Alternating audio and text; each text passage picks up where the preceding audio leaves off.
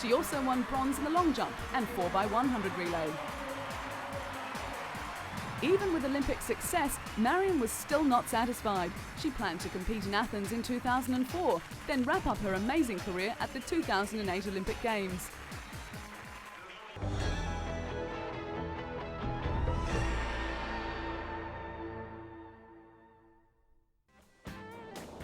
Ellen MacArthur is a woman who thrives on a challenge. Her story is not just about sailing, rather one of human endeavour. Often with odds against her, she has continued to push the boundaries and in the process become one of the best women sailors in the world. From landlocked Derbyshire girl to Yachtsman of the Year, Ellen's love for sailing began at an early age. She was 8 when her aunt took her out on the water, and it was during those trips Ellen discovered an excitement that would end up becoming an all-consuming adventure. Saving up her pocket money for 3 years, she bought her first boat, an 8-foot dinghy. But it wasn't long before she was looking for the next challenge. When Ellen turned 18, she sailed alone around Britain, and in the process won the Young Sailor of the Year award. One of the requirements of racing for long periods on water is the ability to be adaptable. Not only is Ellen an expert skipper, but she is also an electrician, sailmaker, engineer, journalist, cameraman and doctor. She has also trained herself to sleep for as little as 20 minutes at a time, so as to avoid fatigue. Taking giant steps forward, Ellen's next adventure was the 1997 Mini Transat race. Living rough for 3 years while raising sponsorship, she bought and refitted a tiny 21-footer and raced 4,000 miles single-handedly across the Atlantic Ocean. Recognised for her feats, Ellen was honoured with the award for Yachtsman of the Year in the UK. Things were looking rosy for the talented sailor, and in the year 2000, Ellen secured sponsorship from Kingfisher for her next race. And what a race it was! The Vendée Globe non-stop round-the-world solo yacht race is known as the toughest challenge that the world's oceans have to offer. At 24 years of age and just 5 foot 2 inches tall, Ellen was just one of 2 women competing in the 20-plus strong international fleet race. But there was another race Ellen was keen to conquer, a challenge that made all others seem tiny. The Jules Verne Trophy course stands as a perfect challenge for mankind and their sailing machines. Sailors who attempt it must cross through no less than 17 different weather systems. It requires a great deal of dedication and exceptional sailing skills. Ellen and her crew, who were all men, tackled the race without a backward glance.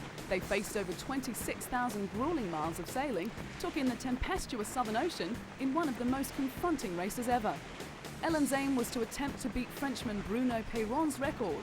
In May 2002, Peyron made sailing history when he sailed around the world in 64 days, 8 hours, 37 minutes and 20 seconds, the fastest circumnavigation time ever recorded.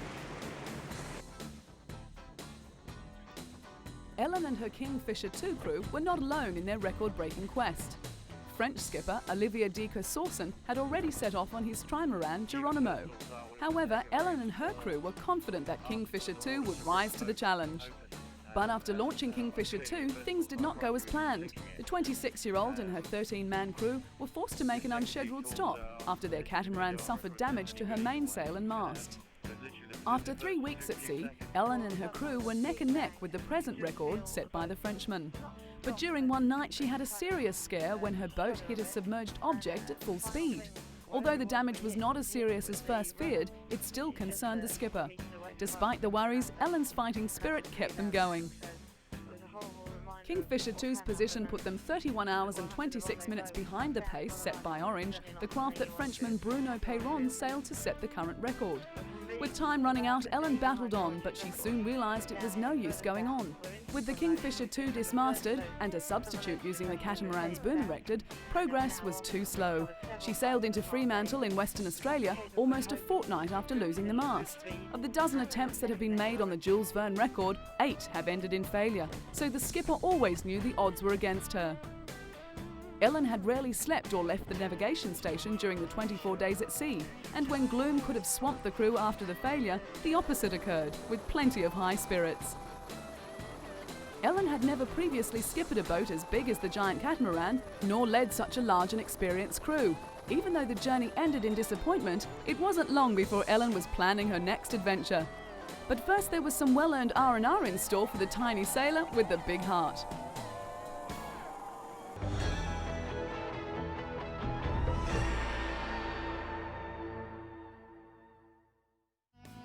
Kenya's Catherine Nedareba, winner of the Chicago and Boston marathons, is a talented athlete with a strict training schedule.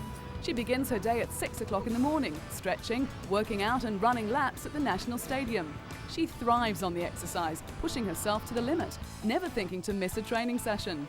Self-discipline is the key to this athlete's success, with a belief that all the hard work will gain rewards.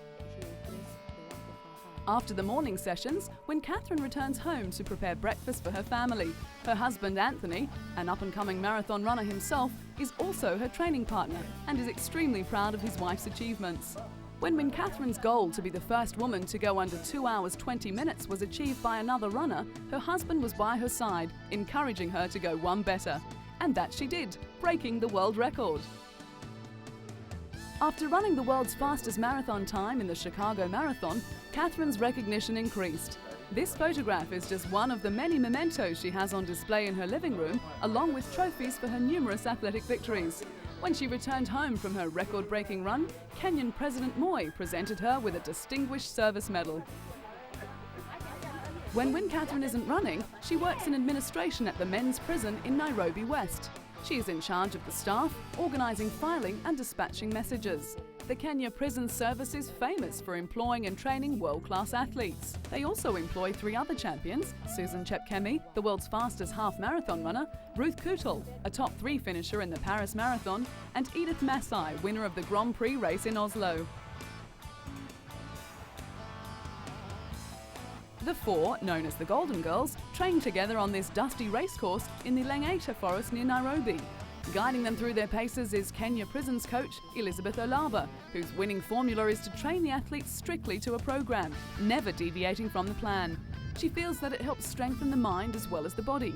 Like Catherine, she agrees that self-discipline and hard work allows them to get the most out of themselves. It is this strict discipline that has helped Catherine to win the Boston Marathon twice. It is quite an achievement, as she is the only woman to have done so. But like most athletes, it hasn't all been success. When competing at the qualification trials for the World Long Distance Championships in Edmonton, Canada, she finished a disappointing 4th.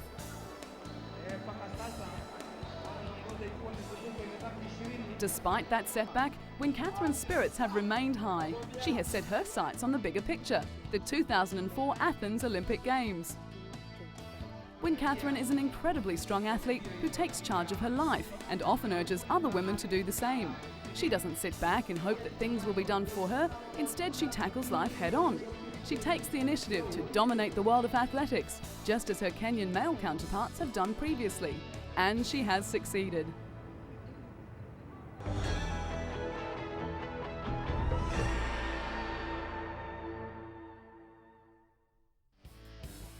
The golf course at Brobalsta near Stockholm, Sweden has a pretty impressive patron, and the members can't stop talking about her. Annika Sorenstam is blonde and blue-eyed, extremely talented, and willing to mix it with the boys. Coming from a sporting family, Annika made her golfing debut in 1982. Between herself, her sister Charlotte, and her mother Gunilla, they have made many tournaments their own.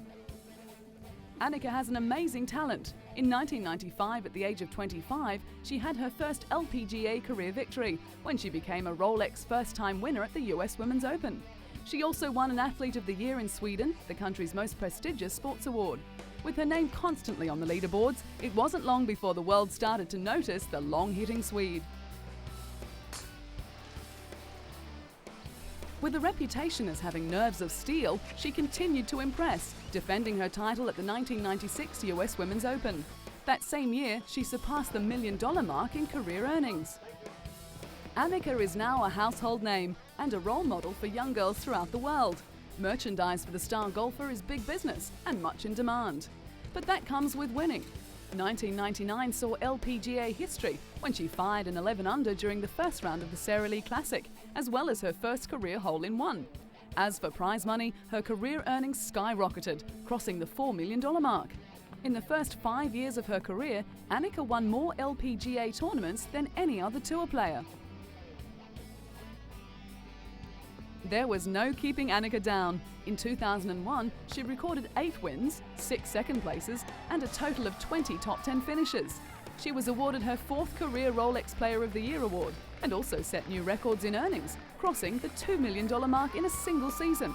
In the Lincoln Financial Group battle at Bighorn, Annika teamed with Tiger Woods to defeat Kari Webb and David Duval, marking the LPGA's first ever appearance on US primetime television. Going where others have feared to tread, Annika accepted in 2003 an invitation to play in the Colonial at Fort Worth, Texas, becoming the first woman in 58 years to compete in a PGA Tour event. The last female to play in a PGA event was the legendary Babe Zaharias at the 1945 Los Angeles Open. While her entry had brought criticism from some male players, she had an on-course female fan club, many sporting Go Anna badges. So whether she's breaking records or hitting off with the men, no one can deny the super talent of Annika Sorenstam.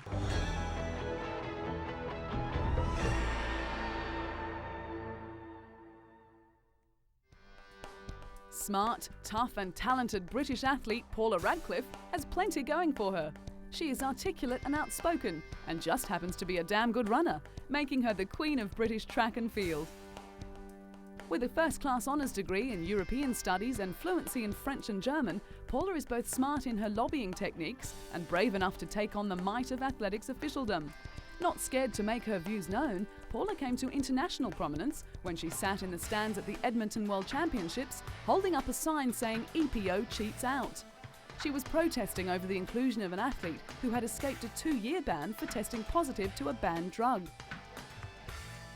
The talented runner has also inherited some handy genes, as she is the great niece of Charlotte Radcliffe, a 1920 Olympic silver medalist in swimming, and the daughter of marathon runner Peter Radcliffe. With ambitions in sport politics, particularly in furthering the cause of women in sport, an International Olympic Committee membership is not out of the question. Known as having the style of a nodding donkey, Paula looks like she is in pain, and probably is. Her eyes roll back and her head jerks as she appears to fight for breath, but looks can be deceiving. Paula, Britain's World Women's Marathon record holder, is as tough as they come. The winner of a BBC Sports Personality of the Year, Paula is inundated with offers to run in marathons, but the London Marathon is her pet favourite. She claims the internationally acclaimed event is the most important competition on her calendar. After winning and smashing the women's record in 2002 in London, she went on to become the fastest female marathon runner of all time in Chicago, finishing more than 2 minutes under world record time. With long-distance Olympic gold medals in her sights, Paula is keeping fit and healthy. But things could have been worse when she was lucky to escape serious injury when a little girl on a bicycle ran into the world champion while she was on a training run in New Mexico. Despite grazing her knees and back, Paula's rigorous training regime continued. While the London Marathon is a prestigious title, attracting the world's best athletes, thousands of amateurs also take part, many raising money for charities on the way. And Paula gets in and does her bit too, raising awareness and cash for charities, helping the homeless and asthma sufferers. She says marathon running is a fun way for everyone to achieve a physical and mental goal. Paula won the 2003 London Marathon in style. In an astonishing 2 hours, 15 minutes, 25 seconds, she broke her own world record by a massive 1 minute, 53 seconds. With the event allowing male Kenyan pacemakers, Paula was able to use her strength and stamina to excel. Style or no style, Paula has what it takes to be the best in the world.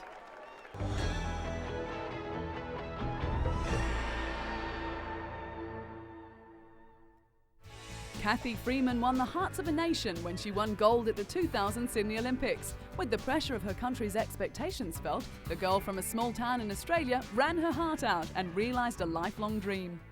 Last night, big night, amazing.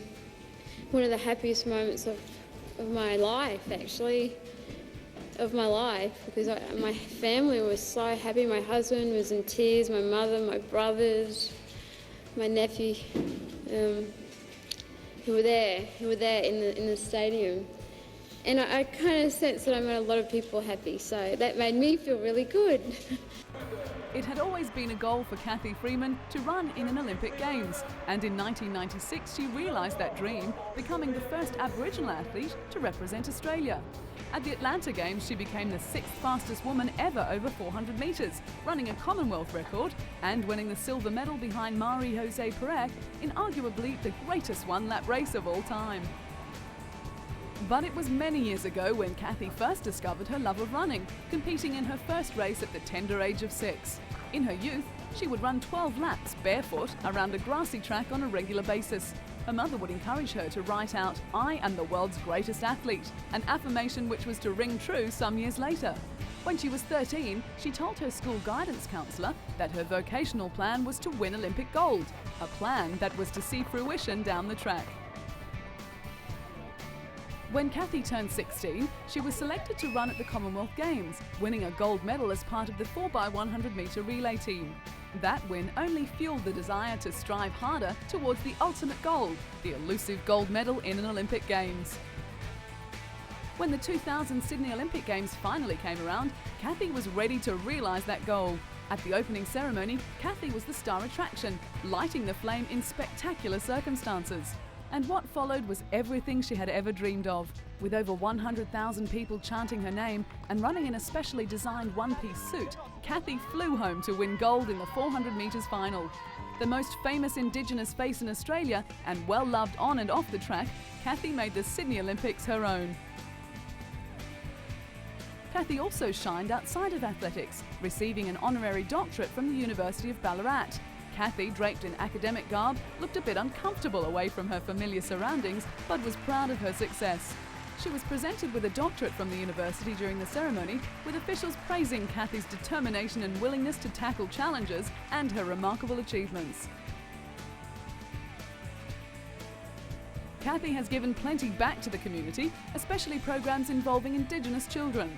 Along with other sporting stars like Australian swimmer Dawn Fraser and former US Olympic hurdles champion Ed Moses, Kathy has given the children a goal in life. She knew that if the programs had been around when she was younger, it would have helped to define her direction in life earlier, and her vision would have been so much clearer. Kathy, who was extremely proud of her heritage, ran her victory lap at the Commonwealth Games with the Aboriginal flag, before taking the Australian flag as well. Even though it ignited much discussion, she raised awareness regarding Aboriginal and race relations. And it was those actions that made Kathy a role model for young and old, having been awarded the title of Young Australian of the Year and the following year Aboriginal Athlete of the Year. It had been many years since Australia had their very own track star, and after Sydney, they had found their new hero in Kathy Freeman. A down-to-earth person and a fierce competitor, Kathy has been a genuine star.